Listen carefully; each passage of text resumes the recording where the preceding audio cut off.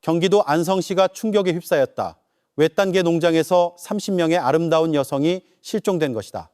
높은 콘크리트 담벼락 뒤에 고요히 서 있는 외딴개 농장. 모든 문이 항상 굳게 닫혀 있었기에 안에서 무슨 일이 일어나는지 아는 사람은 아무도 없었다. 그러나 그 고요함은 30명의 젊은 여성이 갑자기 흔적도 없이 사라지면서 악몽으로 변했다. 그곳에 들어간 여성은 누구도 다시 돌아오지 않았기에 주변 주민들은 공포에 휩싸이기 시작했다. 그 농장은 정말 개를 키우는 곳일까?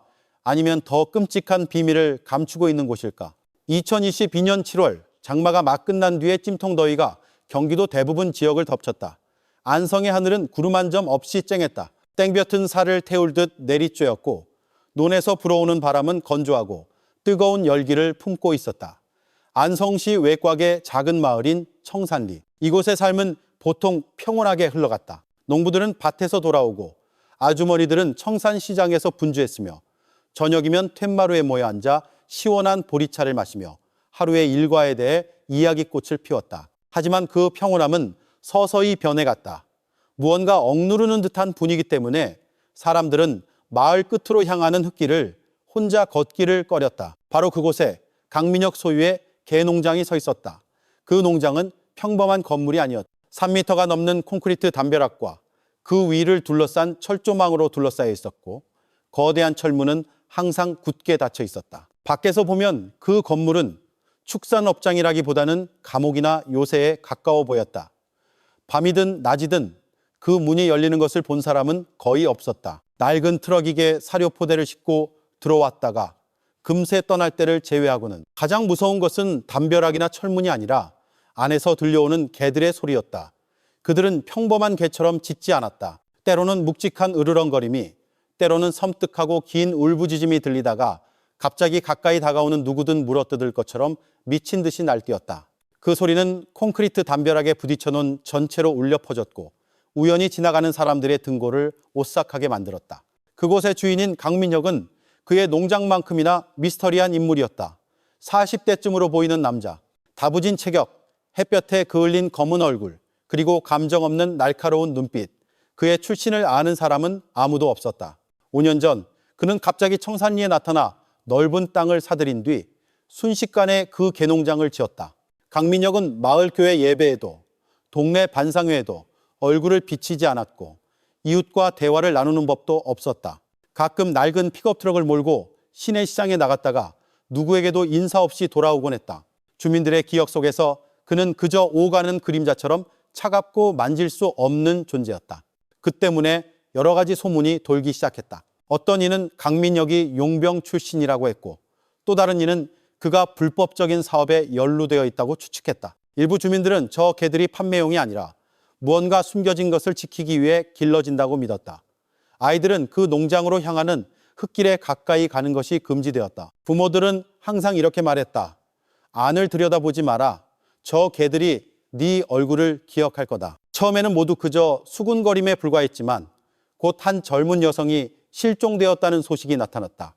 그 이야기는 청산시장에서 처음 들려왔다. 외지에서 일자리를 찾아 안성으로 온 한 여자가 강민혁의 농장으로 향하는 것을 마지막으로 다시는 돌아오지 않았다는 것이었다. 마을 사람들은 처음에는 그저 뜬소문이려니 하며 반신반의했다. 하지만 며칠 뒤 전주에서 온 한 노부인이 철문 앞에서 히스테릭하게 소리치며 그 이야기는 현실이 되었다. 그녀는 울면서 딸의 이름을 불렀지만 그녀에게 답하는 것은 오직 개들의 발소리와 섬뜩하고 긴 울부짖음뿐이었다. 그날 이후로 청산리의 분위기는 완전히 바뀌었다. 농장으로 가는 길은 거의 아무도 지나다니지 않았다. 농부들은 논으로 가기 위해 다른 길을 찾았다. 아이들은 접근이 금지되었고 심지어 어른들도 밤에 개 짖는 소리가 들릴 때마다 숨을 죽였다. 모두가 저 콘크리트 담벼락 뒤에 어두운 비밀이 숨어 있다는 것을 알고 있었다. 훗날 경찰과 언론 그리고 온 나라의 관심을 끌게 될 비밀, 그리고 그곳에서 안성에서 가장 끔찍한 사건 중 하나가 밝혀지게 될 것이었다. 안성경찰서의 소박한 사무실. 한낮의 공기는 무겁게 느껴졌다. 낡은 선풍기가 천장에서 게으르게 돌아가며 거의 줄어들지 않는 더운 공기를 퍼뜨리고 있었다. 서류로 가득한 나무 책상 뒤에서 김진우 경감은 보고서를 골똘히 읽고 있었다. 그의 나이는 50대에 가까웠다. 단단하면서도 그늘진 얼굴, 노련한 수사관 특유의 차분한 눈빛. 갑자기 문을 세게 두드리는 소리가 나더니 문이 열렸다. 창백한 얼굴과 퉁퉁 부은 눈의 중년 여성이 들어왔다. 그녀의 스카프는 구겨져 있었고 걸음걸이는 기운이 다 빠진 듯 비틀거렸다. 그녀는 책상 앞 의자에 거의 쓰러지듯 앉았다. 경감님, 제 딸 좀 찾아주세요. 그녀의 목소리는 갈라져 있었다. 제 이름은 김순자이고 전주에서 왔습니다. 제 딸 박소희가 사흘 넘게 실종됐어요. 어디서부터 찾아야 할지 모르겠어요. 김 경감은 그녀에게 물 한 잔을 밀어주었다. 진정하세요, 아주머니. 차분히 말씀해 주세요. 마지막으로 따님과 연락한 게 언제였습니까? 김순자 씨는 떨리는 손으로 물을 마신 뒤 이야기를 시작했다. 소희는 그녀의 유일한 딸이었고 회계학을 전공하고 막 대학을 졸업했다. 그들의 삶은 평범했고 남편은 오래전에 세상을 떠났다. 김순자 씨의 모든 희망은 소희에게 달려 있었다. 약 한 달 전 소희는 인터넷에서 구인 광고를 하나 발견했다. 안성에 있는 한 개 농장에서 회계 보조를 구한다는 것이었다. 월급 300만 원에 숙식 제공까지. 그 제안은 그들에게 꿈만 같았다. 몇 년 일해서 돈 모으고 고향에 내려와서 작은 가게를 차려서 같이 살자고 했어요. 김순자 씨의 목소리가 갈라졌다. 5월 12일 아침 소희가 안성에서 전화를 했다. 농장에 도착했다고. 장소는 넓지만 조용하다고 했다. 강민혁이라는 주인이 그녀를 맞이했고 개인 방도 내주었다고. 하지만 그 이후로 소희의 번호는 다시는 연결되지 않았다. 제가 그 주소로 직접 찾아가 봤어요. 김순자 씨가 말을 이었다. 문은 굳게 잠겨 있고 개 짖는 소리가 너무 시끄러웠어요. 소희 이름을 불렀지만 아무 대답도 없었어요. 그저 개들 소리뿐. 그래서 여기로 온 겁니다, 경감님. 사무실은 고요해졌다. 김 경감의 직감이 소리치고 있었다. 무언가 잘못되었다. 그는 김순자 씨의 어깨를 두드렸다. 혼자가 아닙니다, 아주머니. 저희가 확인해 보겠습니다. 그날 오후 김 경감은 작은 팀을 꾸렸다. 젊고 패기 넘치는 이준호 형사와 2명의 선임 형사가 있었다. 김순자 씨와 함께 그들은 청산리 마을로 향했다. 차는 우뚝 솟은 철문에서 약 50m 떨어진 곳에 멈췄다. 멀리서부터 분위기는 압도적이었다. 비릿한 냄새가 마른 흙냄새와 섞여 바람에 실려왔다. 개 짖는 소리가 안에서부터 크게 울려 퍼졌다. 김 경감이 철문을 두드렸다. 쿵쿵 금속 소리가 울려 퍼졌고 그 뒤를 이어 개들의 짖는 소리가 더욱 사나워졌다. 10여 분이 지나서야 모든 것이 잠잠해졌다. 마침내 문이 열리고 키가 크고 거대한 인물이 나타났다. 강민혁이었다. 그의 키는 180cm가 훌쩍 넘었고 근육질 몸에 흑투성이 작업복을 입고 있었다. 그의 얼굴은 굳어 있었고 왼쪽 뺨에는 긴 흉터 자국이 있었다. 그의 차가운 눈은 일행을 아무 표정 없이 쳐다보았다. 누구시오? 그의 목소리는 묵직했다. 김경감은 신분증을 보여주었다. 안성경찰서에서 나왔습니다. 실종자 신고가 접수되었습니다. 며칠 전 박소희라는 아가씨가 일자리를 구하러 온 것이 맞습니까? 강민혁은 잠시 침묵하더니 고개를 끄덕였다. 예, 왔었습니다. 하지만 일하기로 했다가 너무 외지고 인터넷도 안 된다며 그만두더군요. 그래서 차비를 쥐어주고 택시를 불러 돌려보냈습니다. 그 말을 듣고 김순자 씨가 앞으로 나섰다. 그녀의 눈물이 다시 쏟아졌다. 사장님, 제 딸은 집에 돌아오지 않았어요. 제발 소희가 어디 있는지 말해주세요. 강민혁은 그녀를 힐끗 쳐다볼 뿐이었다. 이미 갔다고 말씀드렸습니다. 그 이상은 모릅니다. 김경감은 그를 날카롭게 쳐다보았다. 어느 택시였습니까? 기사 이름은, 차량 번호는? 그가 단호하게 물었다. 강민혁은 대답하기 귀찮다는 듯 한숨을 쉬었다. 기억 안 납니다. 그냥 일반 콜택시 번호로 전화했어요. 차가 왔고 그녀가 탔고 끝입니다. 그 대답은 몸이 건조하게 들렸다. 김 경감은 소희에게 주어졌다는 방을 확인해 달라고 요청했다. 마지못해 강민혁은 결국 그들을 안내했다. 뒤편에 작은 건물이었다. 문이 열리자 방은 너무나도 깨끗해 보였다. 바닥은 반짝였고 침대는 매끈한 흰색 시트로 깔끔하게 정돈되어 있었다. 옷장은 비어 있었고 머리카락 한 올조차 없었다. 이준호 형사가 속삭였다. 경감님, 마치 이 방은 한 번도 사용된 적 없는 것 같습니다. 김경감은 대답하지 않았다. 그는 그저 침묵했다. 그의 눈은 모든 구석을 샅샅이 훑었다. 의심의 조각들이 하나로 맞춰지기 시작했다. 돈이 절실히 필요한 소녀가 단지 외롭다는 이유만으로 큰 월급을 거절할 리가 없었다. 친절하다는 주인이 택시의 세부 사항을 기억하지 못했다. 방은 마치 전시품처럼 보였다. 모든 것이 이상했다. 그 농장을 떠날 때 김순자 씨는 절망감에 거의 쓰러질 뻔했다. 하지만 김경감의 얼굴에는 단호함이 더욱 분명해졌다. 그는 저 콘크리트 담벼락 뒤에 거대한 무언가가 있다는 것을 알았고 강민혁이 무엇을 숨기고 있든 그 진실을 파헤치겠다고 다짐했다. 안성의 밤이 서서히 내렸다. 공기는 후텁지근했고 희미한 가로등 불빛이 오랜 가뭄으로 갈라진 논을 비췄다. 안성경찰서 2층 작은 회의실은 담배 연기와 심각한 표정의 형사들로 가득했다. 김진우 경감은 테이블 끝에 팔짱을 낀 채 앉아 있었다. 그의 뒤에 있는 화이트보드에는 신분증에서 가져온 박소희의 사진과 함께 그녀의 이름이 크게 적혀 있었다. 그 옆에는 또 다른 사진이 붙어 있었다. 이제 관심의 중심이 된 개농장 주인 강민혁. 여러분, 김경감의 목소리는 묵직하게 들렸다. 이 사건은 단순한 실종 신고가 아닙니다. 매우 이상한 점이 있습니다. 소희는 어머니에게 그 농장에 있다고 마지막으로 연락했습니다. 그 후 사라졌습니다. 주인인 강민혁은 택시로 돌려보냈다고 주장하지만 그의 말을 뒷받침할 증거는 하나도 없습니다. 회의실은 조용해졌다. 천장에서 삐걱거리는 낡은 선풍기 소리만이 들릴 뿐이었다. 처음부터 불안해하던 젊은 형사 이준호가 마침내 손에 든 파일을 펼치며 일어섰다. 제가 안성 주변의 모든 택시 회사를 확인했습니다. 5월 12일 그 위치에서 택시를 호출한 기록은 없었습니다. 박소희라는 이름의 아가씨를 태운 적이 있다는 기사도 없었습니다. 김경감은 천천히 고개를 끄덕였다. 그렇다면 택시 이야기는 거짓말이라는 거군. 즉, 소희는 그곳을 떠난 적이 없다. 테이블 주위의 얼굴들이 더욱 심각해졌다. 침묵이 회의실을 짓눌렀다. 특별 수사팀을 구성한다. 김경감이 말을 이었다. 오늘 밤부터 이건 더 이상 단순한 실종 신고가 아니라 최우선 사건이다. 우리가 해야 할 일은 세 가지다. 첫째, 강민혁의 배경을 조사한다. 어디서 왔는가? 어떻게 그 넓은 땅을 소유하게 되었는가? 그와 접촉한 사람은 누구인가?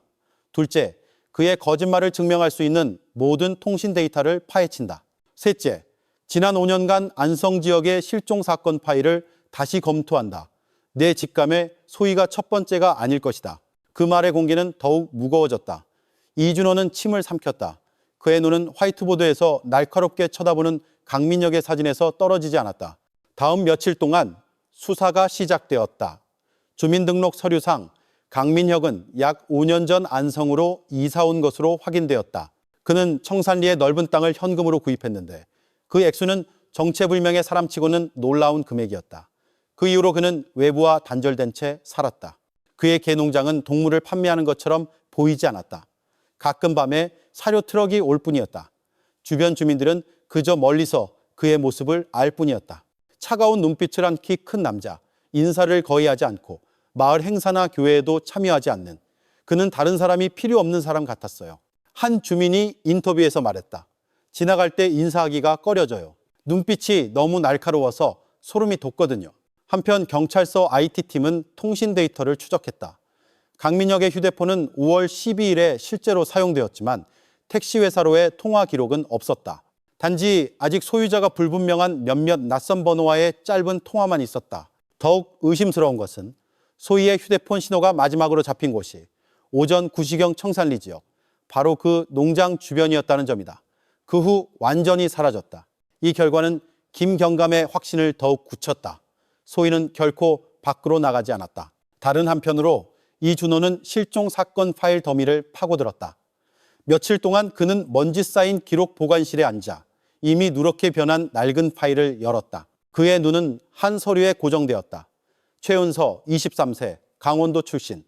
그녀는 가족에게 안성에서 일자리를 구했다고 말한 후 2년 전에 실종되었다. 그녀의 마지막 메시지도 소희와 거의 같았다.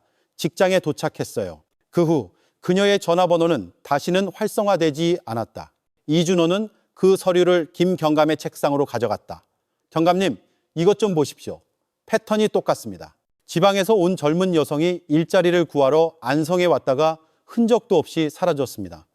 어쩌면 소희가 첫 번째 희생자가 아닐지도 모릅니다. 김경감은 조심스럽게 그 파일을 열었다. 낡은 종이 위에서 최은서의 사진이 그를 쳐다보고 있었다. 희망에 가득 찬 젊은 얼굴이었다. 그는 잠시 딸을 잃은 가족의 무너진 마음을 상상하며 침묵했다.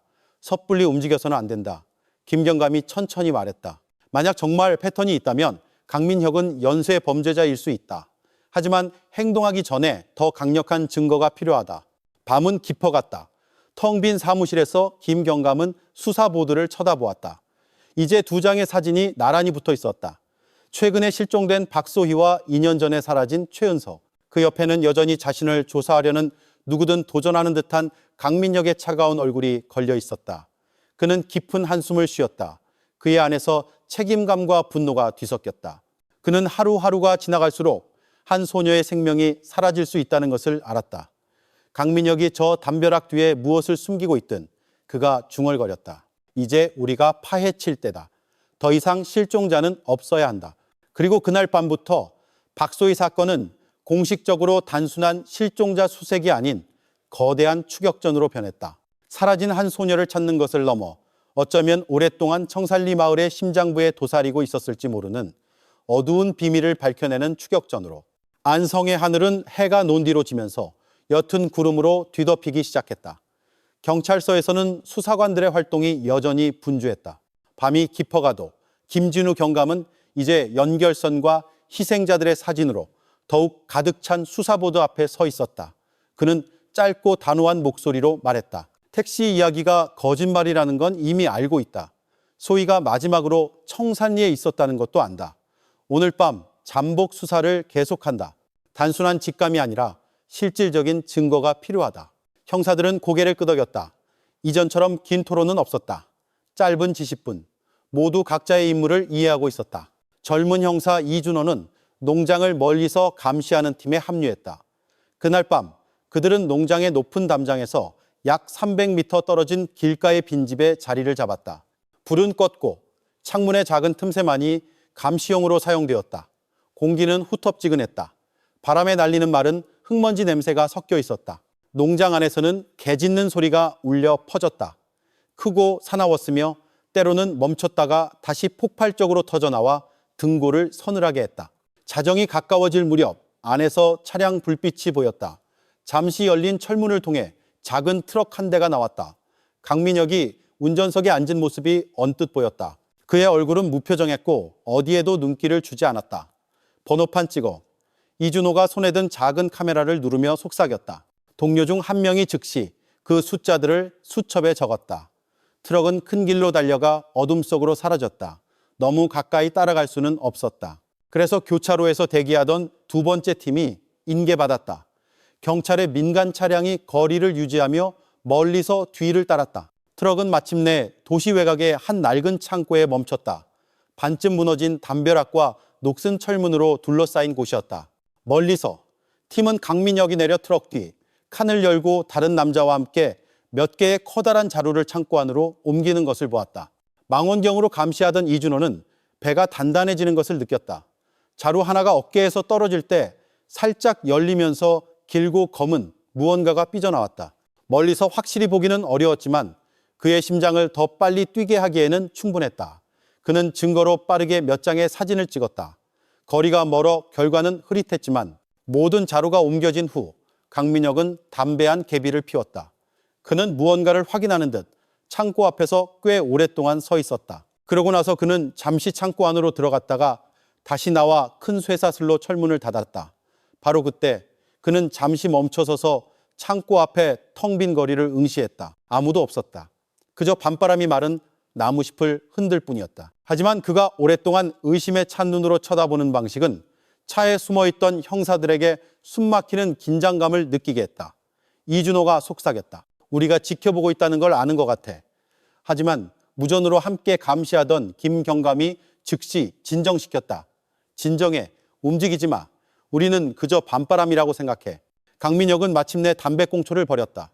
다시 트럭에 올라타 창고를 떠났다. 감시 차량이 더 따라가려 하자 김경감이 멈추라고 명령했다. 섣불리 행동하지 마. 초기 보고서에 쓸 충분한 증거는 얻었어. 내일 다음 단계를 결정하자. 그날 밤 그들은 무거운 마음으로 돌아왔다. 찍힌 사진들은 흐릿했지만 의심스러운 활동을 보여주기에는 충분했다. 비밀스러운 창고로 옮겨진 커다란 자루들. 다음 날 아침 청살리 마을의 분위기는 달라지기 시작했다. 몇몇 주민들이 큰 길 근처 다방에 모여 매일 밤 더욱 사나워지는 개 짖는 소리에 대해 수군거렸다. 어떤 이는 농장 쪽에서 희미한 비명 소리를 들었다고 했고, 또 다른 이는 안의 건물 중 하나에서 검은 연기가 나오는 것을 봤다고 주장했다. 한 노부인이 나지막이 말했다. 예전에 우리 이웃집 딸도 실종됐어. 안성에서 일한다고 했지. 지금까지도 돌아오지 않았어. 설마. 그녀는 말을 잇지 못하고 긴 한숨만 내쉬었다. 그 수군거림은 퍼져나갔고 그 소식을 들은 형사들의 마음에도 불안감을 더했다. 경찰서에서 김 경감은 단호한 어조로 작은 회의를 열었다. 이제 우리는 두 가지 방향이 있다. 첫째, 강민혁이 사용한 창고에서 강력한 증거를 수집한다. 둘째, 소희 사건과 유사한 다른 실종자 신고를 심층적으로 조사한다. 그는 뒤에 있는 화이트보드를 가리켰다. 이제 거기에는 박소희와 최은서 두 명의 희생자 사진이 있었다. 만약 그들이 정말 연결되어 있다면 우리는 한 명 이상의 희생자에 대해 이야기하고 있는 것이다.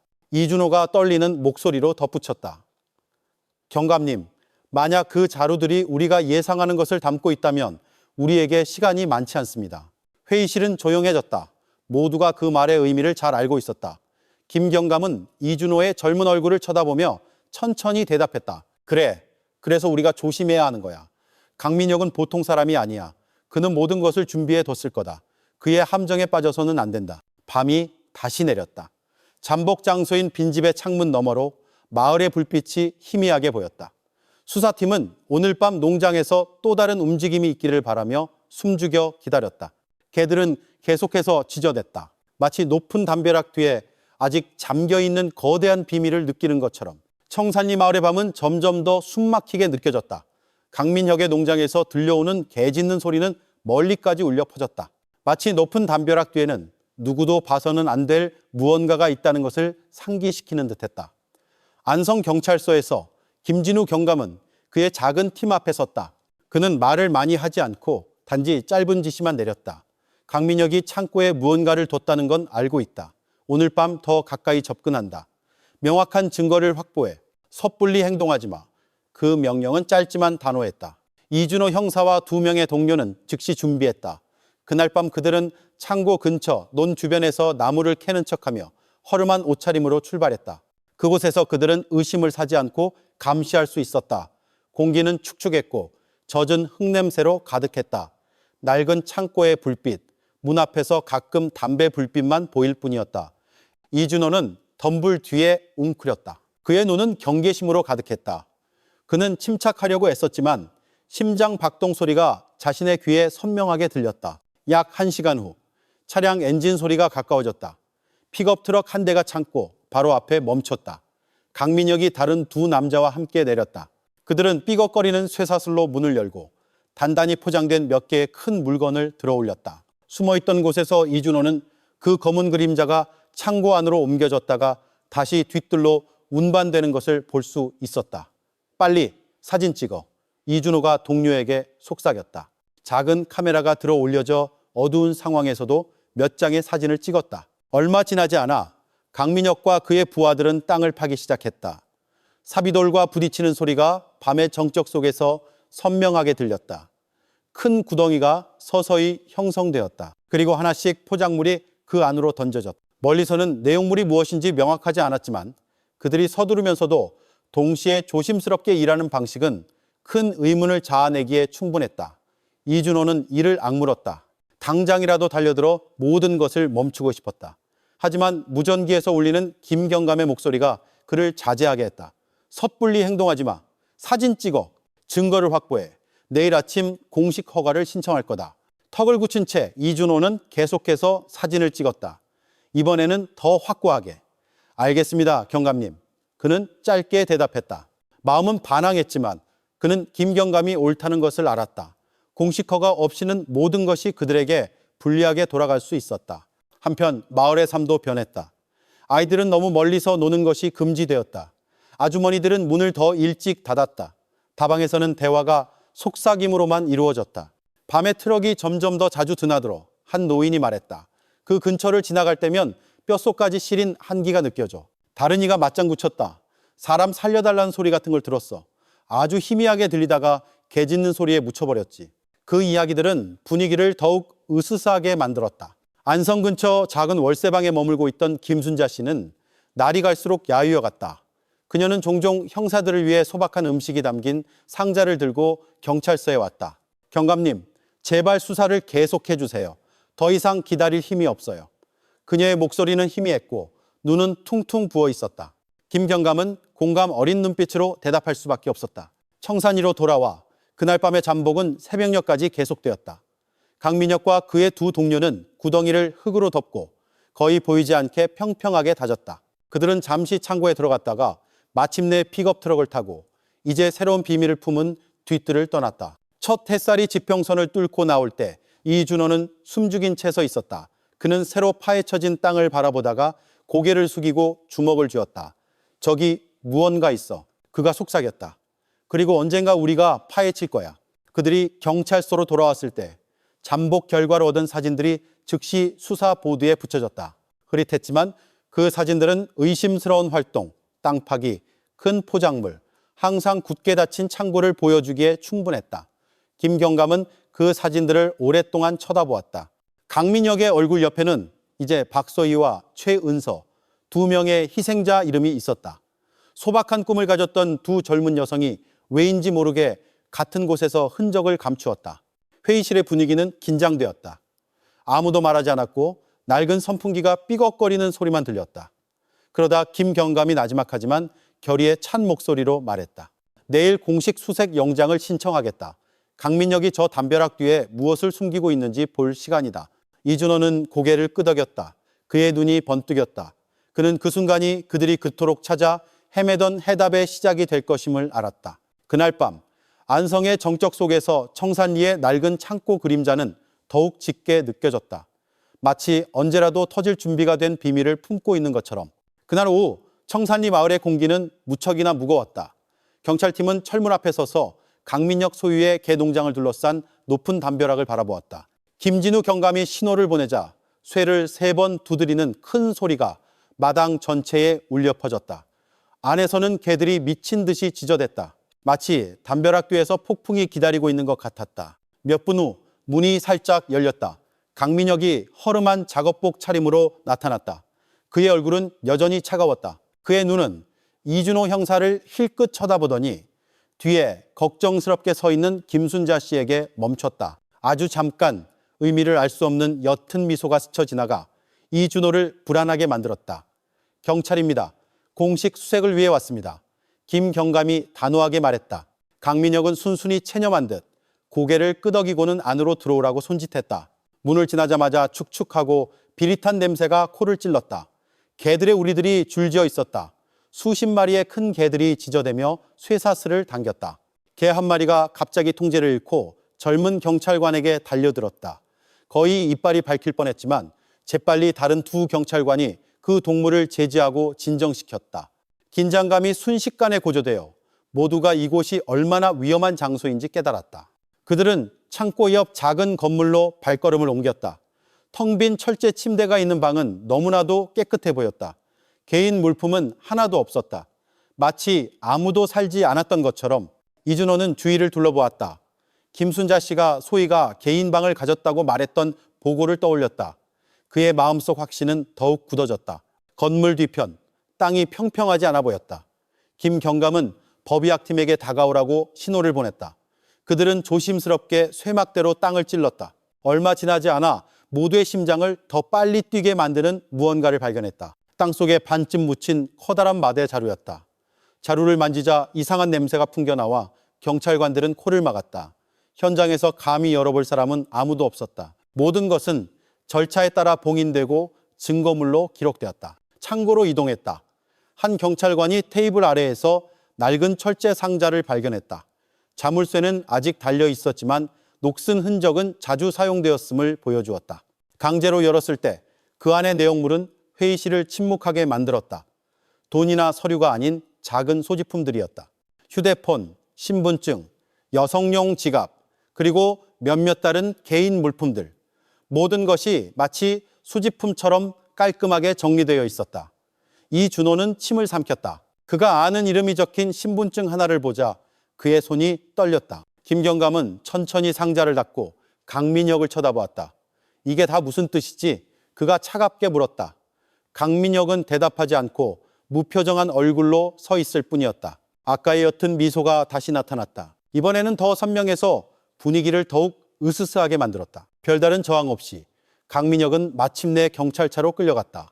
하지만 그 침착함과 기이한 미소가 섞인 표정은 모든 사람의 마음에 소름을 돋게 했다. 이준호는 마치 그들이 아직 이곳에 숨겨진 모든 어둠을 제대로 보지 못한 것 같다고 느꼈다. 여전히 공중에 떠있는 이상한 냄새는 이 미스터리가 이제 막 시작되었음을 상기시켰다. 그날 밤 안성의 옅은 이슬비가 내렸다. 시경찰서의 형광등이 차가운 취조실을 비추고 있었다. 강민혁은 수갑을 찬 채 앉아 있었다. 그의 얼굴은 표정 없이 평온했다. 그는 더 이상 이전처럼 옅게 미소 짓지 않았고 대신 손가락 끝으로 책상 표면을 계속해서 두드리고 있었다. 느리지만 반복적으로 그 두드리는 소리는 분위기를 더욱 섬뜩하게 만들었다. 김진우 경감이 그와 마주 앉았다. 검사 한 명이 동석했고 이준호 형사는 방구석에 서 있었다. 그의 눈은 용의자를 날카롭게 쳐다보고 있었다. 한 번 더 묻겠다. 김 경감의 목소리는 단호했다. 지난달 박소희라는 아가씨가 당신 농장에 일하러 온 것이 사실인가? 강민혁은 책상을 똑바로 쳐다보았다. 그의 손가락 두드림이 잠시 멈췄다. 예, 왔었지만 잠시뿐이었습니다. 그 후 갔습니다. 견디지 못하겠다고 하더군요. 어디로 갔나? 김 경감이 다그쳤다. 모릅니다. 그가 무덤덤하게 대답했다. 차비를 줬습니다. 집에 간다고 하더군요. 이준호가 반걸음 앞으로 나섰다. 정말 집에 갔다면 왜 그녀의 휴대폰이 당신 창고의 철제 상자에서 발견됐지? 그의 목소리는 감정을 억누르며 떨렸다. 강민혁은 책상 두드리기를 멈추고 천천히 이준호를 향해 고개를 돌렸다. 그의 눈빛은 텅 비고 차가워 방안을 침묵하게 만들었다. 몇 초 후 그가 나지막이 말했다. 가끔 사람들은 물건을 두고 가지. 그건 내 잘못이 아니야. 김 경감이 몸을 앞으로 숙였다. 강민혁, 장난치지 마. 우리 뒤에 묻혀있던 자루, 희생자들의 소지품, 모든 것이 너를 가리키고 있어. 내 인생이 여기에 달려있다고. 하지만 강민혁은 다시 고개를 숙였다.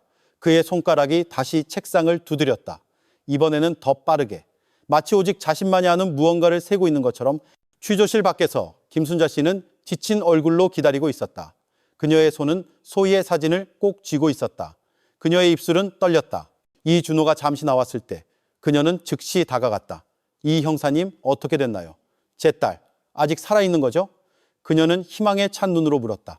이준호는 잠시 침묵했다. 저희가 노력하고 있습니다. 아주머니.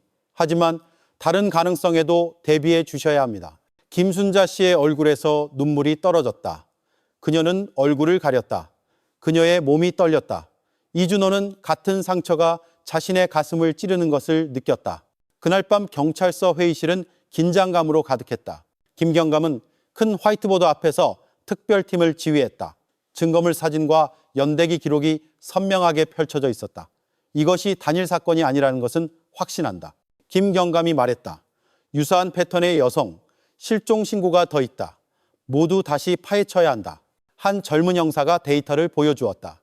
시흥에서 2020년에서 2021년 사이에 3건의 신고가 있었습니다. 희생자는 20대였고 마지막으로 새로운 곳에서 일하게 될 거라고 말했습니다. 그 후 흔적도 없이 사라졌습니다. 회의실은 갑자기 조용해졌다. 이준호는 침을 삼켰다. 그의 눈은 그 보드를 쳐다보았다.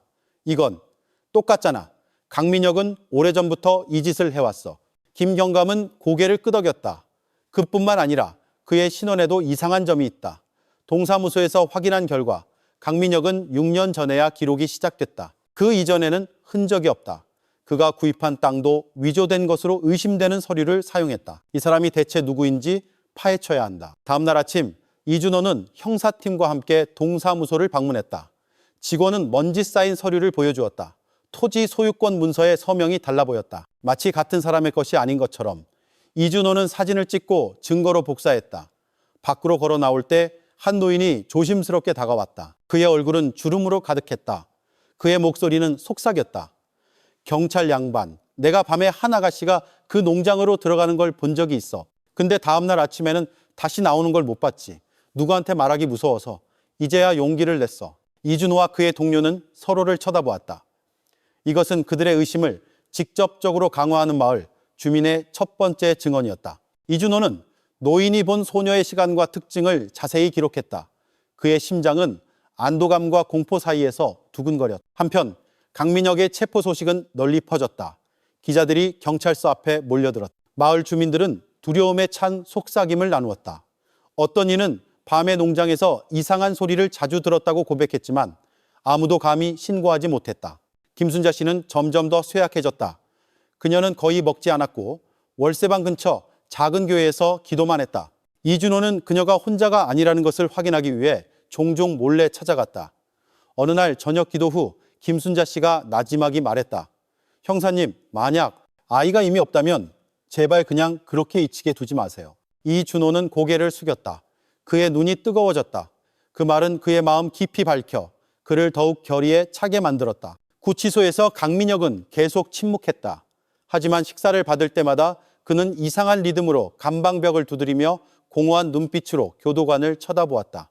분노도 두려움도 없었다. 오직 등골을 오싹하게 만드는 침묵뿐이었다. 김경감은 법정 심리학자를 부르기로 결정했다. 이 사람은 평범하게 다룰 수 없어. 그의 사고방식을 이해해야 해. 철제 상자에서 발견된 희생자들의 소지품은 각자의 가족들에 의해 확인되기 시작했다. 비통한 울음소리가 터져나왔다. 한 가족이 예전에 딸의 것이었던 목걸이, 지갑 또는 휴대폰을 알아볼 때마다 이준호는 방구석에 서 있었다. 그의 가슴은 답답했다. 이제 그는 악몽에 시달릴 뿐만 아니라 편집증적인 느낌에도 사로잡혔다. 밤에 집으로 걸어갈 때마다 어둠 속에서 누군가 자신을 지켜보는 것 같았다. 마치 강민혁의 흔적이 여전히 그의 주위에 남아 다시 나타날 때를 기다리는 것처럼. 하지만 그 두려움 뒤에는 그의 결의가 더욱 강해졌다. 그는 이 모든 것이 단지 시작에 불과하다는 것을 알았다. 그 농장 뒤에 숨겨진 미스터리는 그들이 상상하는 것보다 훨씬 더 어두울지도 몰랐다. 안성경찰서 취조실, 긴장감이 공중에 감돌았다. 강민혁은 책상 위에 묶인 손으로 조용히 앉아 있었다. 그의 눈은 흐릿했다. 하지만 그 평온함 뒤에는 읽기 어려운 무언가가 있었다. 김진우 경감과 이준호 형사가 그와 마주 앉았다. 이준호는 불안해 보였다. 그의 턱은 굳어 있었고 반면 김 경감은 침착함을 유지했다. 김 경감은 낮은 목소리로 대화를 시작했다. 강민혁, 많은 증거가 너를 가리키고 있다는 건 명백해. 우리는 단지 왜 이 모든 일이 일어났는지 진실을 알고 싶을 뿐이다. 강민혁은 천천히 고개를 들었다. 그의 입술이 움직였지만 나온 것은 희미한 문장뿐이었다. 진실. 진실은 종종 그림자 뒤에 숨어 있지. 그걸 찾고 싶다면 나에게 묻지 마시오. 그 농장의 밤, 속삭임을 들어보시오. 이준호가 몸을 앞으로 숙였다. 그의 목소리는 감정을 억누르며 떨렸다. 말장난은 그만해. 박소희는 어디 있나? 그녀에게 무슨 짓을 한 거야? 강민혁은 벽을 멍하니 쳐다보았다. 그의 손가락이 책상 표면을 한번 두드리고는 잠잠해졌다. 대답은 없었다. 이준호는 주먹을 쥐고 거의 통제력을 잃을 뻔했다. 하지만 이번에는 김경감이 손을 들어 그를 막았다. 진정해. 이 형사. 그가 자신의 방식으로 말하게도 몇 분간의 침묵이 흘렀다. 강민혁은 마침내 나지막이 중얼거렸다. 거의 들리지 않을 정도로. 그 여자는 희망을 품고 왔지. 하지만 희망은 때로 너무 무거운 짐이 되기도 해. 나는 그저 출구를 알려줬을 뿐이야. 김경감은 눈을 가늘게 떴다. 어떤 출구를 말하는 거지? 대답은 없었다. 강민혁은 다시 책상을 한번 두드리고는 옅게 미소 지었다. 마치 그들의 혼란을 즐기는 것처럼. 취조실 밖에서는 언론이 경찰을 더욱 거세게 압박했다. 박소희의 실종 소식이 널리 퍼져 사회를 불안하게 만들었다. 안성경찰서는 이 사건을 조속히 해결하라는 각계각층의 압력을 받았다. 그 긴장된 분위기 속에서 놀라운 일이 벌어졌다. 핸드라라는 중년 남성이 소박한 목걸이를 들고 경찰서에 찾아왔다. 그 목걸이에는 작은 하트 모양의 펜던트가 달려 있었다. 그는 그것을 형사에게 건네며 불안한 표정을 지었다. 이걸 약 2주 전쯤 강민혁 농장 근처 오솔길에서 주었습니다. 핸드라가 말했다. 처음에는 중요하지 않다고 생각했는데 소희 양에 대한 뉴스를 보고 나서 이게 그녀의 것이라고 확신했어요. 시장 근처 카페에서 일할 때 그녀가 자주 차고 있는 걸 봤거든요. 이준호는 즉시 그 목걸이를 확인하고 소희의 어머니인 김순자 씨에게 연락했다. 그것을 보자마자 김순자 씨의 눈은 즉시 글썽였다. 네, 이건 정말 소희 거예요. 제가 첫 월급 기념으로 사준 거였어요. 그 목걸이는 소희와 강민혁의 농장을 연결하는 새로운 증거가 되었다. 하지만 그 주인이 어디로 갔는지는 여전히 미스터리로 남았다. 김 경감은 다른 전략을 추가하기로 결정했다. 그는 강민혁의 행동을 분석하기 위해 법정 심리학자인 최수연 박사를 불렀다. 최 박사는 다음 취조에 참석하여 용의자의 모든 몸짓을 관찰했다. 그녀는 강민혁이 중요한 질문에 직접 대답하지 않고 항상 애매한 문장으로 돌려 말한다는 점을 기록했다. 그가 궁지에 몰릴 때마다 그는 자신을 진정시키기 위한 리듬을 찾는 것처럼 책상이나 벽을 두드렸다. 그는 통제력을 유지하기 위해 상징적인 언어를 사용합니다. 최 박사가 취조 세션 후 설명했다. 하지만 그 두드리는 패턴은 숨겨진 불안을 보여줍니다. 그는 아마도 매우 중요한 무언가를 숨기고 있을 겁니다. 심리적 압박을 높여야 하지만 직접적인 대립이 아닌 섬세한 방식으로 해야 합니다. 그날 밤 김 경감과 이준호는 사진과 기록으로 가득 찬 수사보드를 다시 검토했다. 보드 중앙에는 순수한 미소의 박소희 사진이 새로운 증거들과 연결된 붉은 선으로 둘러싸여 선명하게 걸려 있었다. 이준호는 깊은 한숨을 쉬었다. 이 목걸이는 강력한 증거지만 아직 강민혁을 기소하기에는 충분하지 않아. 우리는 더 확실한 무언가가 필요해. 그가 부인할 수 없는 무언가. 김 경감은 그 보드를 오랫동안 쳐다보았다. 우리는 찾아낼 거야. 모든 거짓말은 결국 무너지게 되어 있어. 중요한 건 서두르지 않는 거야. 강민혁은 이미 흔들리기 시작했어. 내 눈에는 보여. 다음 날 취조가 재개되었다. 이번에는 과도한 압박 없이 더 편안한 분위기가 조성되었다. 김 경감은 강민혁에게 생수 한 병을 주었다. 피곤한 건 알지만 솔직하게 말해주면 모든 게 더 쉬워질 거야. 강민혁은 그 병을 오랫동안 쳐다보다가 나지막이 말했다. 물은 출구가 있을 때만 흐르지. 그렇지 않으면 고여서 썩게 돼. 진실도 마찬가지야. 김 경감은 감정적으로 반응하지 않으려고 했었다. 그는 강민혁이 시간을 벌고 있다는 것을 알았다. 하지만 그 말 뒤에는 강민혁이 정말로 소희에게 무슨 일이 일어났는지 알고 있다는 암묵적인 고백이 느껴졌다. 한편 현장팀은 놀라운 사실을 발견했다. 농장 근처의 한 빈집에서 그들은 벽에 못에 걸린 몇 가닥의 긴 머리카락을 발견했다. 검사 결과 그 머리카락은 박소희의 DNA와 일치했다. 이 발견은 사건을 더욱 명확하게 만들었다. 이 발견에 대한 소식은 빠르게 퍼져나갔고 대중의 압력은 더욱 강해졌다. 경찰서 앞에서 작은 시위가 벌어졌다. 시민들은 강민혁을 즉시 재판에 넘기라고 요구했다. 이준호는 점점 더 불안해졌지만 김 경감은 침착하게 다음 단계를 구상했다. 그날 밤 희미한 불빛의 사무실에서 김 경감은 강민혁의 어두운 비밀 뒤에 아직 숨겨져 있을지 모르는 희생자들의 사진을 쳐다보았다. 그는 진실로 가는 길이 아직 길고 장애물로 가득하다는 것을 알았다. 하지만 한 가지는 확실했다. 그 소박한 작은 목걸이가 거대한 비밀의 문을 열었다는 것을. 새벽이 막 밝아올 무렵 수사팀은 다시 안성경찰서 회의실에 모였다. 지친 얼굴들이 역력했지만 그들의 열정은 여전히 타오르고 있었다. 테이블 중앙에는 몇 가지 새로운 증거가 놓여 있었다. 소희의 하트 목걸이, 머리카락 DNA 검사 결과, 그리고 강민혁의 행동에 대한 법정 심리학자의 초기 보고서. 모든 조각들이 온전한 그림을 형성하기 시작했다. 아직 채워지지 않은 빈 공간이 많았지만 김진우 경감이 일어섰다. 그는 팀원 한 명 한 명을 쳐다보았다. 우리는 점점 더 가까워지고 있다. 발견된 머리카락의 증거는 소희의 DNA와 일치한다. 목걸이도 확인되었다. 문제는 왜 이 증거들이 농장 밖에서 흩어져 있었는가이다. 강민혁이 일부러 버린 것일까? 아니면 다른 사람이 연루된 것일까? 이준호 형사가 낙서로 가득한 수사보드를 쳐다보았다. 저는 그가 고의로 그랬다고 생각합니다.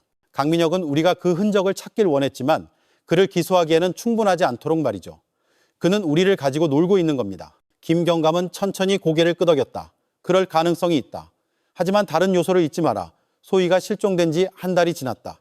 만약 강민혁이 정말 범인이라면 하루하루가 지날수록 우리가 그녀를 살아서 찾을 가능성은 점점 더 희박해진다. 회의실은 잠시 조용해졌다. 김 경감의 말이 모든 사람의 가슴을 짓눌렀다. 모두가 2주 이상 지속된 실종 사건은 거의 항상 비극으로 끝난다는 것을 알고 있었다. 그날 오후 취조가 다시 진행되었다. 이번에는 강민혁이 2대의 CCTV 카메라가 다른 각도에서 녹화하는 더 밝은 방으로 옮겨졌다. 최수연 박사가 옆 의자에 앉았다. 그녀의 눈은 강민혁의 몸짓 언어를 날카롭게 관찰했다. 김 경감은 차분한 어조로 대화를 시작했다. 우리는 소희의 목걸이도 찾았다. 그리고 내 농장 근처 빈집에서 그녀의 머리카락도 아직도 아무것도 모른다고 할 건가? 강민혁은 눈썹을 살짝 치켜들더니 나지막이 웃었다. 그의 웃음소리는 차가웠다. 목걸이, 머리카락, 이 세상은 우연으로 가득 차 있지. 그렇지 않나, 경찰 양반? 김경감 옆에 앉아있던 이준호가 몸을 앞으로 숙였다. 그의 목소리는 깊고 압박감이 실려 있었다. 우연으로는 왜 모든 흔적이 항상 너에게로 돌아오는지 설명할 수 없어, 강민혁. 그 농장 주변에는 다른 사람이 없어. 오직 너뿐이야. 강민혁은 웃음을 멈추고 이준호를 똑바로 쳐다보았다. 처음으로 그의 눈빛이 날카롭게 꿰뚫는 듯했다.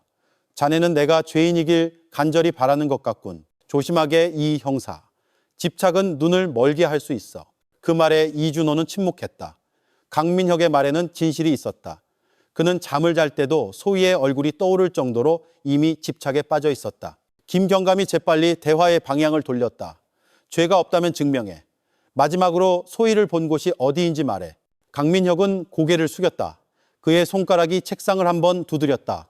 그러고 나서 그는 나지막이 말했다. 해가 질 무렵 오솔길에서 그녀는 혼자 걷고 있었어. 그 후에는 몰라. 최 박사는 작은 수첩에 무언가를 적었다. 그녀는 김경감에게 속삭였다. 거짓말입니다. 대답하기 전에 두드리는 패턴은 높은 불안감을 나타냅니다. 그는 자신이 말하는 것보다 훨씬 더 많이 알고 있습니다. 김경감은 강민혁을 오랫동안 쳐다보다가 취조를 중단하기로 결정했다. 그는 지금 더 강요하는 것이 용의자를 더욱 입을 닫게 만들 뿐이라는 것을 깨달았다. 그날 밤 김경감과 이준호는 몇몇 형사들과 함께 소희의 머리카락이 발견된 빈집 현장으로 직접 내려갔다. 그 집은 옥수수밭 가장자리에 있었다. 벽은 갈라졌고 지붕은 거의 무너져 내렸다. 축축한 냄새가 공기를 가득 채웠다. 손전등으로 그들은 모든 구석을 샅샅이 뒤졌다. 뒤쪽 방에서 한 형사가 나무들보에 밧줄 묶인 자국을 발견했다. 미세한 섬유질이 아직 붙어 있었다. 마치 누군가 여기에 묶여 있었던 것 같습니다. 그 형사가 말했다. 이준호는 피가 솟구치는 것을 느꼈다. 그는 장갑을 낀 손으로 그 들보를 만졌다. 소희가 아마 이 어두운 방에 있었을지도 모른다고 상상했다. 무력하게 그는 분노를 억누르며 이를 악물었다. 김경감은 그 묶인 자국을 사진으로 찍고 깊은 한숨을 쉬었다. 이 샘플을 법의학 연구소로 보내야 한다. 만약 강민혁의 농장에서 발견된 밧줄과 일치한다면 그의 연루는 더욱 확실해진다. 그들이 빈집에서 나왔을 때 한마을 노인이 다가왔다. 그의 얼굴은 주름졌고 몸은 구부정했지만 눈은 여전히 날카로웠다. 그는 자신을 수십 년 동안 그 근처에 살아온 박 씨라고 소개했다. 나는 저 젊은이 강민혁을 자주 봤소. 박 씨가 말했다. 그는 항상 밤에 혼자 걸어 다녔고 가끔 자루를 들고 다녔지. 내용물이 뭔지는 전혀 몰랐지만 어느 날 밤 저 빈집 쪽에서 여자 비명 소리를 들었소.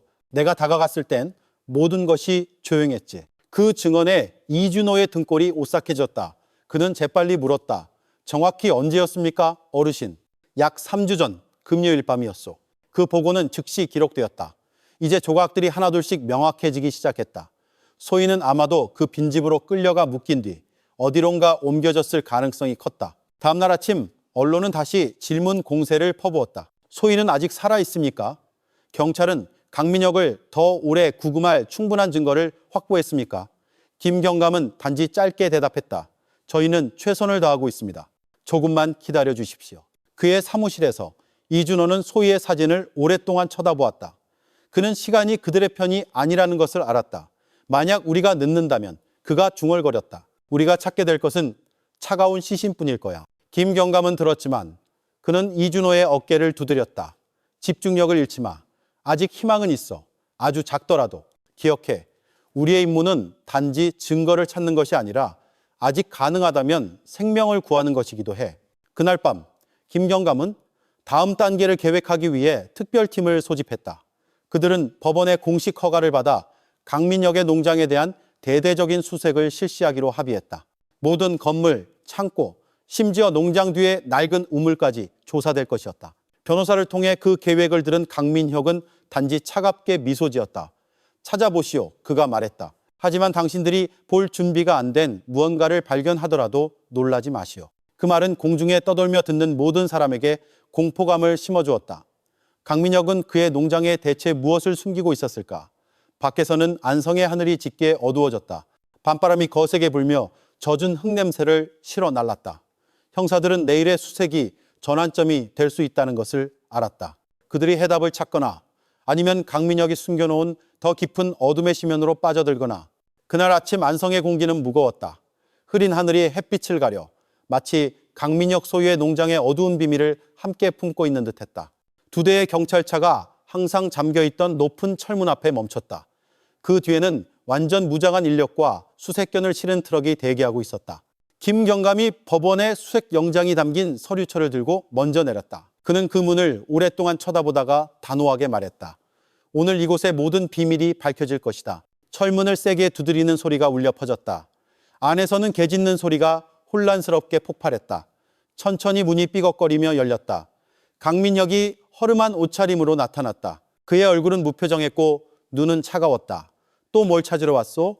그가 비꼬듯 물었다. 김경감은 공식 서류를 들어보였다. 법원의 허가를 받았다. 문을 완전히 열어라. 강민혁은 어깨를 으쓱하고는 늙은 경비원에게 자물쇠를 열라고 신호를 보냈다. 마음대로 하시오. 하지만 아무것도 찾을 거라 기대하지 마시오. 팀은 즉시 들어갔다. 대형은 정돈되어 있었다. 두 마리의 수색견이 즉시 냄새를 맡으며 사료 창고 쪽으로 줄을 당겼다. 문이 부서졌다. 퀴퀴한 냄새가 묵은 옥수수 냄새와 섞여 풍겨나왔다. 자루들이 높이 쌓여 있었다. 처음에는 이상한 것이 없었다. 한 마리의 개가 구석에서 멈춰서서 크게 짖기 전까지는 이준호가 서둘러 자루를 치웠다. 작은 구멍을 막고 있는 나무 판자가 있었다. 판자를 들어올리자 축축한 공기가 새어나왔다. 그 안에는 오래되어 마른 갈색 얼룩이 묻은 더럽고 찢어진 천 조각이 있었다. 즉시 증거물로 확보해 김경감이 말했다. 그들은 큰 우리로 이동했다. 수십 마리의 로트와일러와 도베르만이 사납게 으르렁거렸다. 창살 뒤로 이빨이 드러났다. 한 마리는 거의 달려들어 몇몇 경찰관을 물러서게 했다. 최 박사가 눈살을 찌푸리며 관찰했다. 굉장히 공격적이네요. 마치 특정 냄새에 익숙해진 것처럼 그녀의 말에 이준호는 긴장했다. 마지막으로 본관이 수색되었다. 그 큰 집은 조용해 보였다. 페인트는 발에 있었다. 하지만 뒤쪽의 문은 큰 자물쇠로 굳게 잠겨 있었다. 쇠질의 때가 사용되었다. 쇠가 부딪히는 큰 소리가 정적을 깼다. 문이 열리자마자 금속 냄새와 화학 약품 냄새가 즉시 풍겨나왔다. 그 방은 마치 간이 실험실처럼 보였다. 쇠 테이블, 플라스틱 통, 그리고 깔끔하게 정돈된 날카로운 도구들이 있었다. 바닥은 다르게 보였다. 너무나도 깨끗했다. 마치 여러 번 문지른 것처럼 수색견이 다시 반응하며 바닥을 향해 크게 짖었다. 법의학 수사관이 즉시 조사했다. 정말로 새로 덧칠한 것처럼 색이 다른 시멘트 부분이 있었다. 큰 망치가 내리쳐졌고 시멘트가 깨지면서 열렸다. 그 아래에서 검은 비닐봉지가 나타났다. 봉지가 열렸다. 그 안에는 찢어지고 더러우며 축축한 냄새가 나는 여성복이 있었다. 이준호는 침을 삼켰다. 그의 목소리는 갈라졌다. 저건 분명 소희 씨 물건일 겁니다. 김경감은 증거를 즉시 봉인하라고 신호를 보냈다. 그때 문가에 서 있던 강민혁의 얼굴이 언뜻 보였다. 그의 시선은 여전히 차가웠지만 그의 손가락이 불안하게 움직이며 철제 난간을 잠시 두드렸다. 다음 순간 그는 아무 일도 없었다는 듯이 다시 평온해졌다. 이준호는 그 짧은 불안감을 포착했고 그들이 올바른 길을 가고 있다는 확신이 더욱 굳어졌다. 그들은 뒤쪽으로 이동했다. 갈라진 입구에 나무 판자로 덮인 낡은 우물이 있었다. 판자를 들어올리자 축축한 공기와 희미한 비린내가 섞여 나왔다. 경찰이 손전등을 아래로 비췄다. 탁한 물이 빛을 반사했고 수면 위로 희미한 물체가 떠 있는 것이 보였다. 쇠 양동이가 내려졌다. 다시 끌어올렸을 때 그 안에는 검은 머리카락이 붙어 있는 젖은 천조각이 있었다. 모두가 얼어붙었다. 김경감은 그 증거를 오랫동안 쳐다보다가 나지막이 말했다. 소희의 인상착의와 일치해. 이준호는 가슴이 답답해지는 것을 느꼈다. 그는 이번에는 소리치지 않았다. 단지 불타는 눈으로 강민혁을 쳐다보았다. 그의 목소리는 분노를 억누르며 갈라졌다. 그녀가 어디 있는지 말해. 강민혁은 천천히 고개를 돌렸다. 그의 목소리는 평온했지만 꿰뚫는 듯했다. 때로는 답이 당신들이 가장 만지고 싶지 않은 곳에 있지. 그 문장은 공중에 떠돌며 모든 사람의 등골을 오싹하게 만들었다. 해가 지기 시작했다. 안전을 위해 수색은 잠시 중단되었다. 찢어진 천, 여성복, 우물에서 나온 머리카락 등 모든 증거물이 연구소로 옮겨졌다. 현장을 떠나기 전 김 경감은 그 농장을 다시 한번 쳐다보았다. 내일 아침 더 많은 인원, 더 많은 장비를 가지고 돌아온다. 단 한 구석도 놓쳐서는 안 된다. 강민혁은 집 앞에 서서 마치 다음 게임을 기다리는 듯 비스듬히 미소 짓고 있을 뿐이었다. DNA 검사 결과가 발표된 다음 날 아침, 지휘본부의 공기는 이전보다 더 무겁게 느껴졌다. 더 이상 의심의 여지는 없었다. 모두가 이제 쓰라린 진실과 마주하고 있음을 깨달았다. 발견된 뼈 조각은 정말로 사람의 것이었고 아마도 오랫동안 미스터리하게 사라졌던 희생자들의 것일 가능성이 컸다. 그 방에서 형사들의 얼굴은 긴장되어 보였다. 반면 김 경감은 큰 지도 앞에 서서 농장 지역의 몇몇 지점을 가리켰다. 오늘부터 우리는 전면적인 수색을 실시한다. 그가 단호하게 말했다. 단 한 구석도 놓쳐서는 안 된다. 이준호 형사는 뒷줄에 서 있었다. 어젯밤 DNA 결과를 들었을 때 그는 거의 무너질 뻔했다. 그의 손은 떨렸고 얼굴은 마치 세상이 눈앞에서 무너지는 것처럼 가려져 있었다. 하지만 오늘 아침 그의 눈은 여전히 붉었지만 무언가 변해 있었다. 그 두려움은 이제 결의로 바뀌었다. 그는 자신이 고통 속에 잠겨 있어서는 안 된다는 것을 알았다. 그가 사랑했던 소녀, 소희는 여전히 정의를 기다리고 있었다. 건물 밖에서는 굴착기 엔진 소리와 K9, 수색견에 짖는 소리가 정적을 깼다. 수백 명의 경찰관이 흩어져 작은 붉은 깃발로 땅을 표시했다. 안성의 더운 공기와 젖은 흙냄새가 섞여 긴장감을 더했다. 김순자 씨는 현장 지휘본부 가장자리에 플라스틱 의자에 앉아 있었다. 그녀의 얼굴은 여전히 창백했지만 이번에는 더 이상 울지 않았다. 그녀의 두 손은 낡은 천 가방을 꼭 쥐고 있었다. 그 안에는 소희의 어릴 적 사진이 들어있었다. 그녀는 때때로 그 넓은 들판을 쳐다보았고 그녀의 눈은 희망으로 가득 차 있었다. 마치 마음속으로 속삭이는 듯했다. 하나님, 만약 이것이 운명이라면 제발 제 딸의 마지막 흔적이라도 찾게 해주세요. 한편 강민혁은 삼엄한 경호 속에 이송되었다. 그는 수색 중심부에서 약 50m 떨어진 곳에 주차된 창살이 있는 호송차 안에 배치되었다. 2명의 경찰관이 차 양옆을 지켰다. 창살 뒤에서 그의 시선은 현장의 모든 움직임을 감시했다. 그의 입술에였고 비꼬는 미소가 나타났다. 마치 이 게임을 즐기는 것처럼 수색은 몇 시간 동안 계속되었다. 사비땅을 내리칠 때마다 형사들의 심장은 더 빨리 뛰었다. 정오가 가까워질 무렵 한 팀이 낡은 창고 뒤에서 무언가를 발견했다. 짧은 외침이 울려 퍼졌다. 경감님, 무언가 발견했습니다. 모두가 서둘러 다가갔다. 파헤쳐진 땅에서 단단히 닫힌 작은 나무 상자가 나타났다. 상자는 세월에 닳아 보였지만 여전히 꽤 튼튼했다. 법의학 직원이 고무장갑으로 손을 덮고 상자를 열었다. 그 안에는 젊은 여성들의 사진 더미가 있었다. 일부는 누렇게 변했고 일부는 아직 새 것이었다. 그들의 얼굴은 밝게 미소 짓고 있었지만 이제는 과거의 그림자에 불과했다. 그 사진들 아래에는 두꺼운 수첩이 있었다. 그 페이지는 손글씨, 이름, 날짜, 그리고 그 농장에 왔던 모든 여성에 대한 짧은 기록으로 가득했다. 주변 분위기는 즉시 조용해졌다.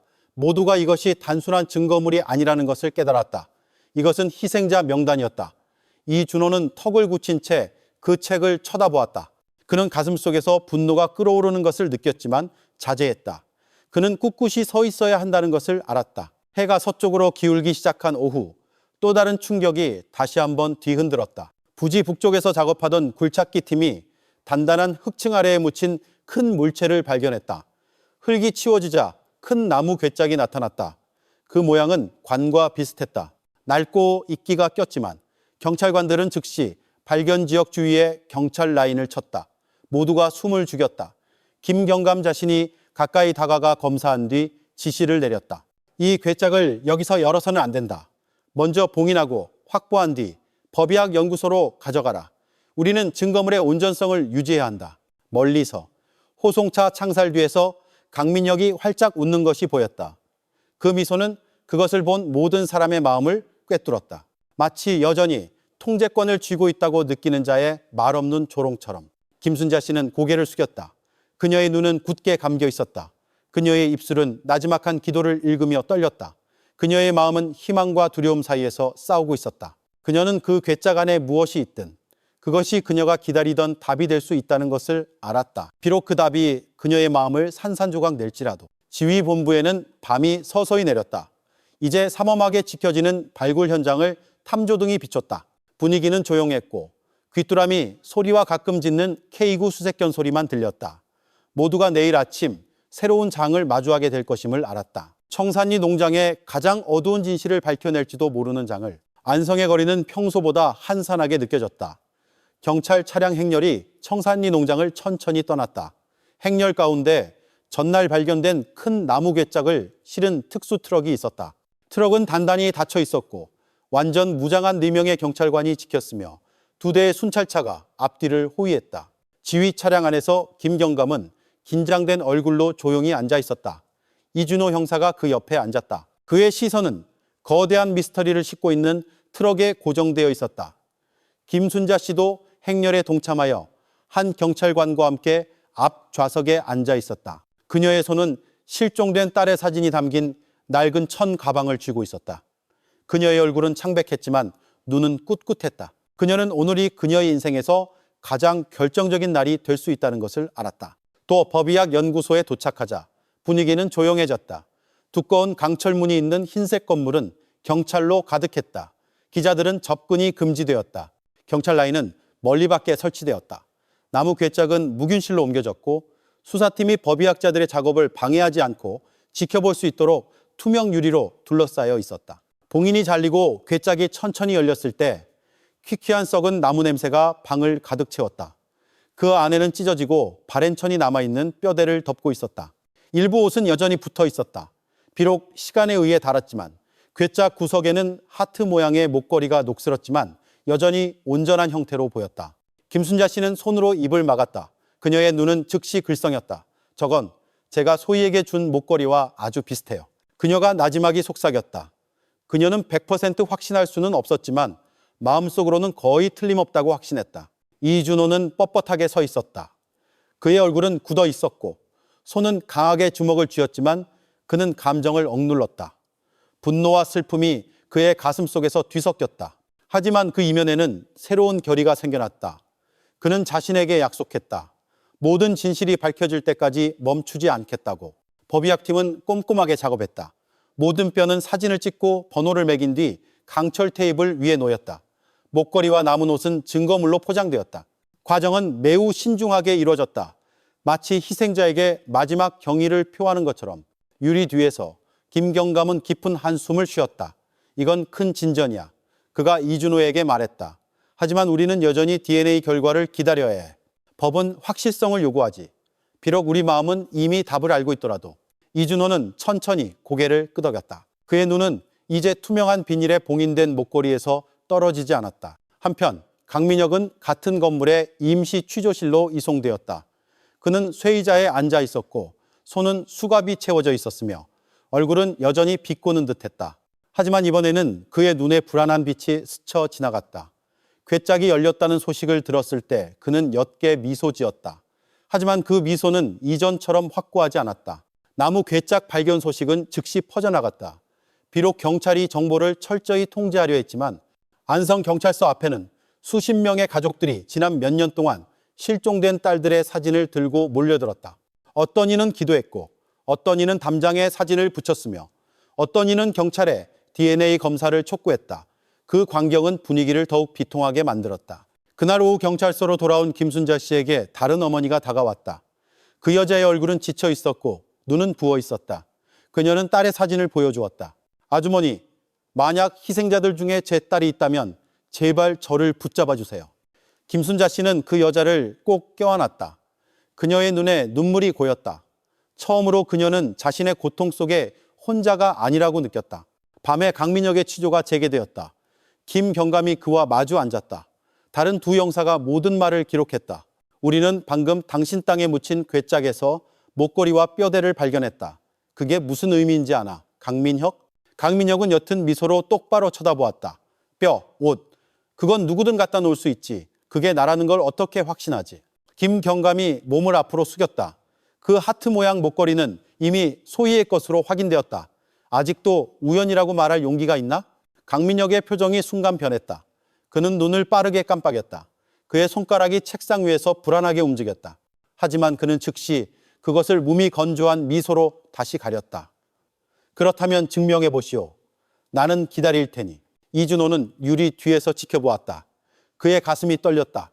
당장이라도 뛰어들고 싶었다. 하지만 그는 지금이 그럴 때가 아니라는 것을 알았다. 그는 주먹을 더 꽉 쥐며 자제했다. 취조실 밖에서 안성의 밤은 평소보다 더 차갑게 느껴졌다. 가로등 불빛이 희미하게 깜빡였다. 김순자 씨는 나무 의자에 앉아 어두운 하늘을 쳐다보았다. 그녀는 더 이상 울지 않았다. 오직 계속해서 속삭이는 기도뿐이었다. 소희가 어디에 있든 정의를 얻게 해달라는 기도. 이준호는 그녀에게서 멀지 않은 곳에 서서 이제 경찰의 삼엄한 경비를 받는 청산리 농장을 쳐다보았다. 그는 마음속으로 맹세했다. 모든 것을 걸고서라도 포기하지 않겠다고. 그는 그 나무 괴짝이 단지 시작에 불과하다는 것을 알았다. 아직 열어야 할 어둠의 층이 많이 남아 있었고 각 층은 그들을 진실에 더 가까이 데려갈 것이었다. 그날 밤 안성경찰서 마당에 세찬 비가 내렸다. 바람은 젖은 흙냄새를 실어와 이미 긴장으로 가득 찬 분위기를 더욱 무겁게 했다. 임시법의학실에서 연구소팀은 마침내 공식 보고서를 김경감과 이준호에게 제출했다. 그 DNA 결과는 오랫동안 그들을 괴롭혔던 질문에 대한 해답의 열쇠였다. 김경감은 가는 떨림이 섞인 손으로 두꺼운 갈색 서류철을 열었다. 그는 첫 페이지를 꽤 오랫동안 쳐다보다가 그 문서를 이준호에게 밀었다. 이준호의 눈은 모든 줄을 빠르게 읽었다. 글씨는 명확했다. 강민혁의 연못바닥에서 발견된 뼈 조각은 소희의 칫솔과 옷에서 채취한 DNA 프로필과 일치했다. 의심의 여지가 없었다.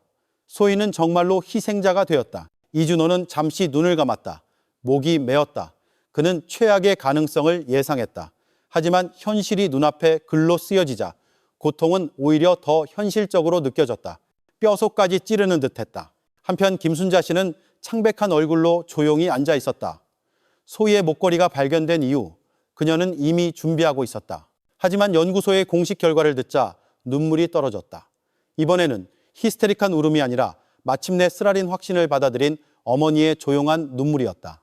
드디어 우리 딸이 집에 올 수 있겠구나. 김순자 씨가 나지막이 말했다. 그 자리에 있던 모든 사람이 침묵했다. 그 슬픔을 위한 공간을 만들어 주었다. 다음 날 아침 소식이 언론에 유출되었다. 텔레비전과 전국 뉴스 포털은 DNA 결과, 안성 뼈 조각은 실종 여대생의 것이라는 큰 제목으로 보도했다.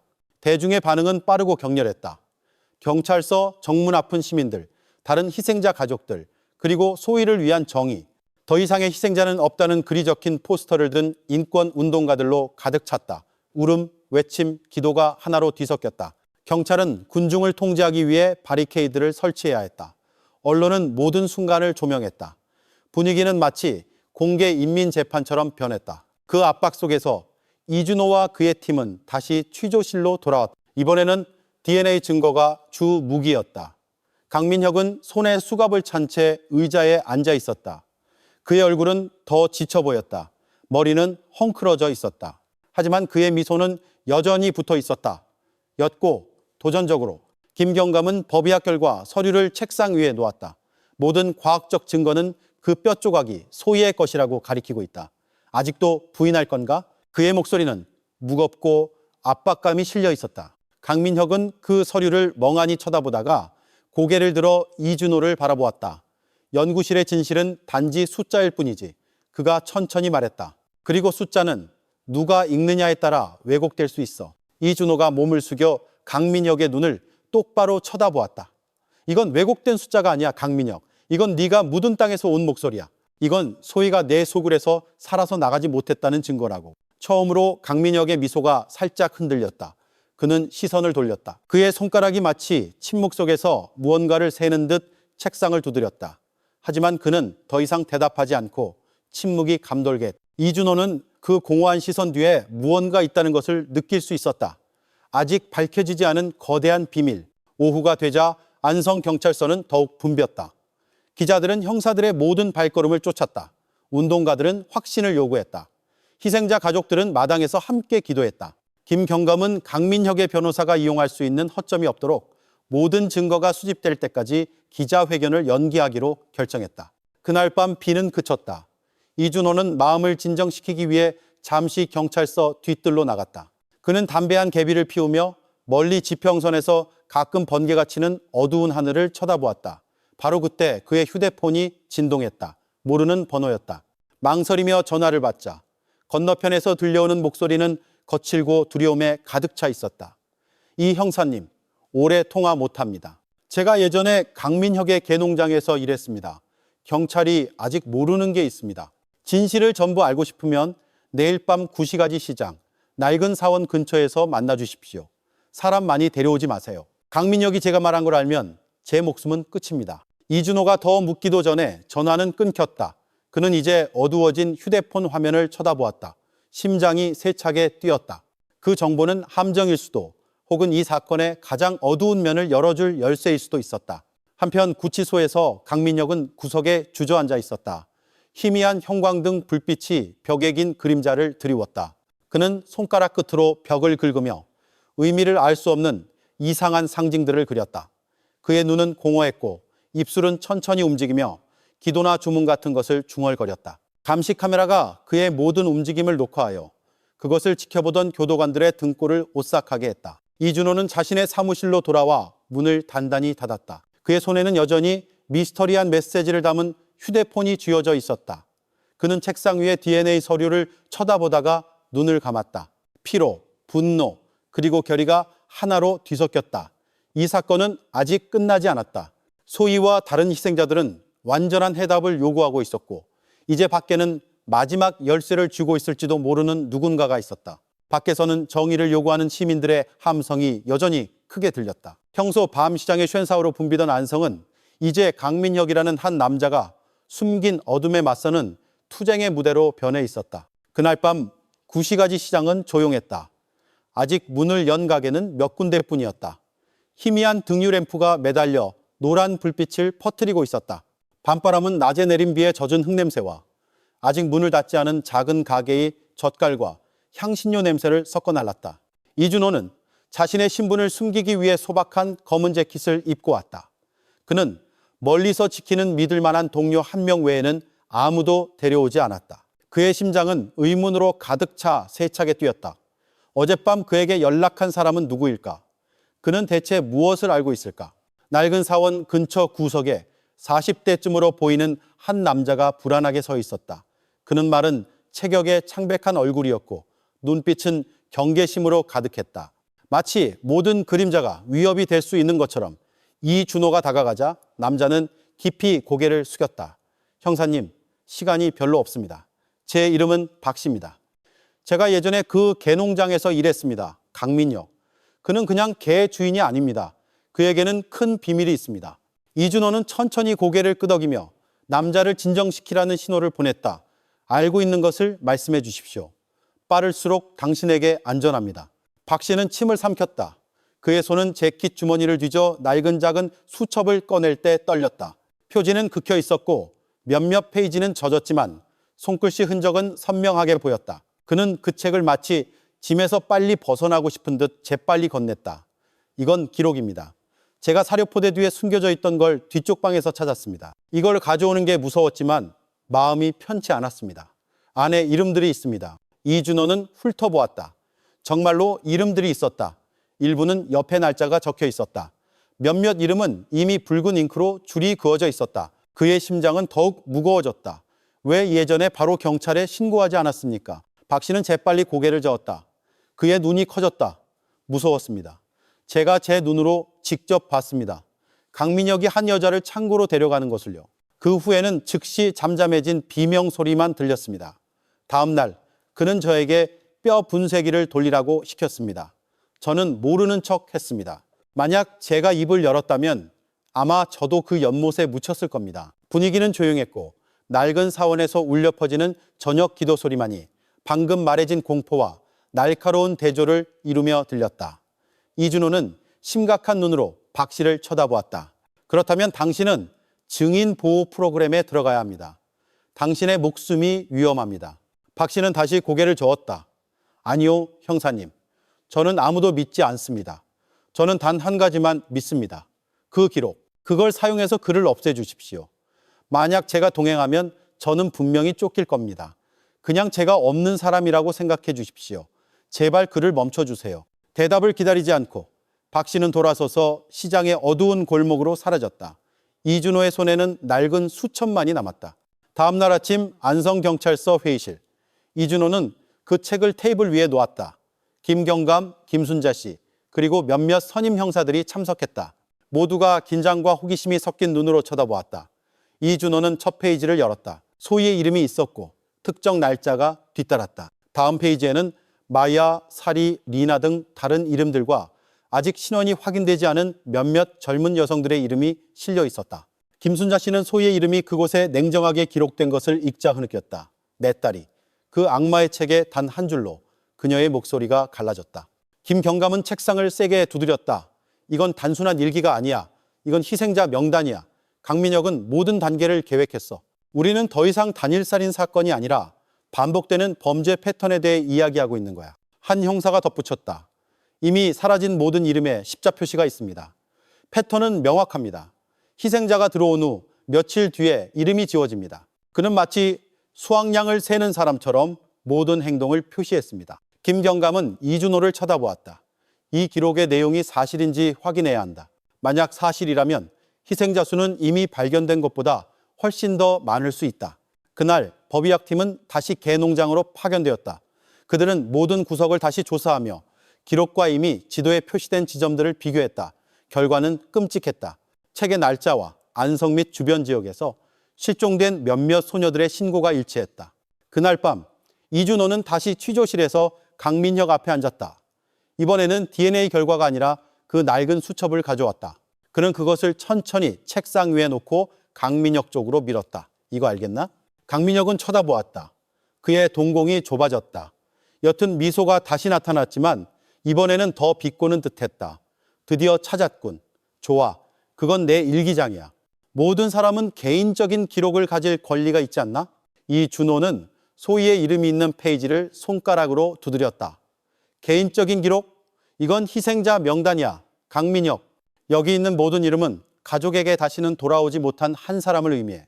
너는 그들을 마치 재고, 물품을 기록하듯 기록했어. 오, 강민혁이 낮고 씁쓸하지만 무서운 웃음을 터뜨렸다. 당신들은 희생자라 부르지만 나는 작품이라고 부르지. 모든 이름은 지울 수 없는 흔적이야. 그들은 사라진 게 아니야. 그저 더 큰 무언가의 일부가 되었을 뿐이지. 이준호는 감정에 휩쓸리지 않으려고 애썼다. 더 큰 무언가. 이 어머니들의 고통이 예술 작품이라고 생각하나? 강민혁은 이준호의 눈을 똑바로 쳐다보았다. 그의 목소리는 평온했지만 차가웠다. 자네는 이해하지 못할 거야. 나는 세상이 알도록 썼어. 비록 당신들이 나를 감옥에 묻으려 해도 나는 단지 운명을 앞당겼을 뿐이야. 단방향 유리 뒤에서 지켜보던 김경감은 주먹을 쥐었다. 이자는 이성을 잃었어. 하지만 이 기록은 그를 더 깊이 올가맬 수 있어. 더 이상 빠져나갈 길은 없어.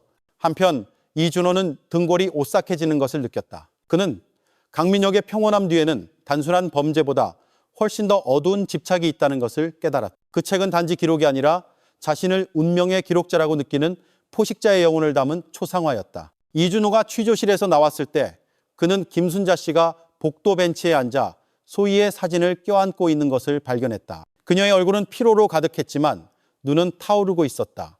형사님, 그녀가 나지막이 말했다. 저는 단 한 가지만 바랍니다. 제발 다른 어머니가 돌아오지 않는 자식을 기다려야 하는 일이 없도록 해주세요. 그 책에 새로운 이름이 더해지지 않게 해주세요. 이준호는 정중하게 고개를 숙였다. 약속하겠습니다, 아주머니. 저희가 여기서 멈추겠습니다. 밖에서는 안성의 밤이 다시 내렸다.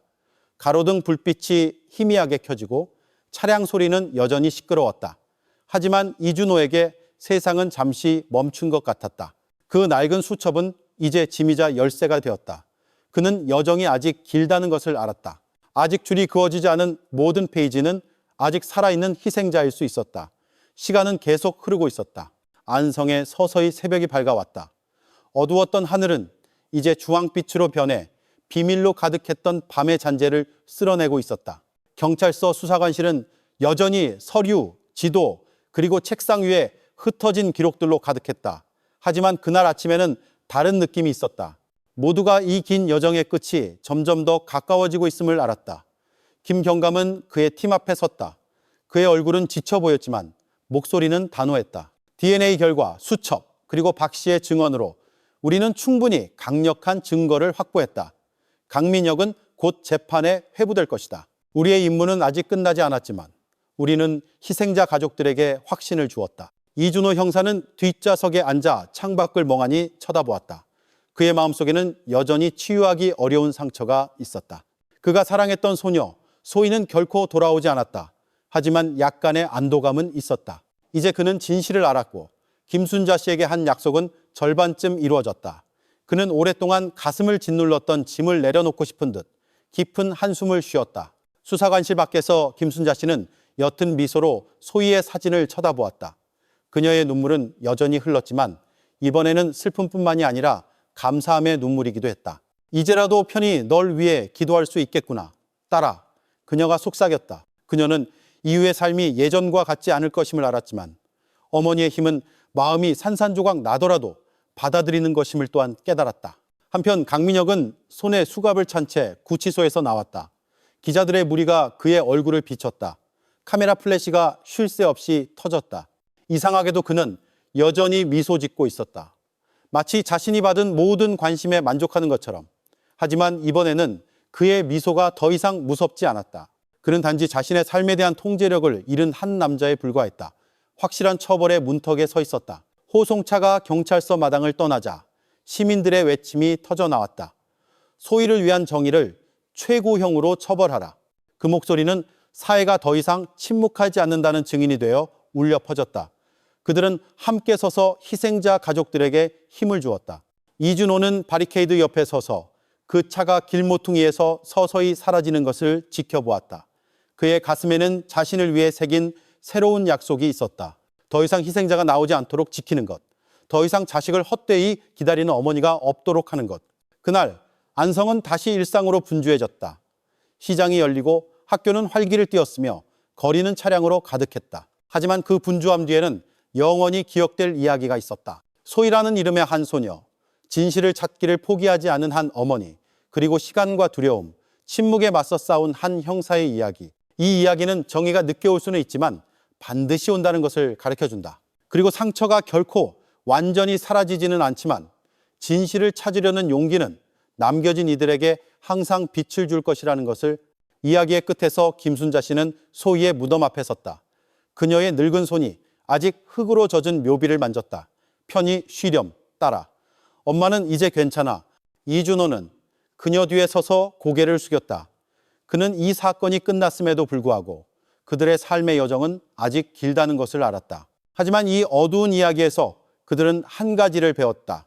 사랑, 기도, 그리고 용기는 어둠조차도 이길 수 없는 힘이라는 것을. 이 이야기를 들으신 여러분께 저희는 한 가지 메시지를 남기고 싶습니다. 가족을 소중히 여기고 가까운 사람들을 보호하며 나는 당신을 아낀다고 말하는 것을 결코 미루지 마십시오.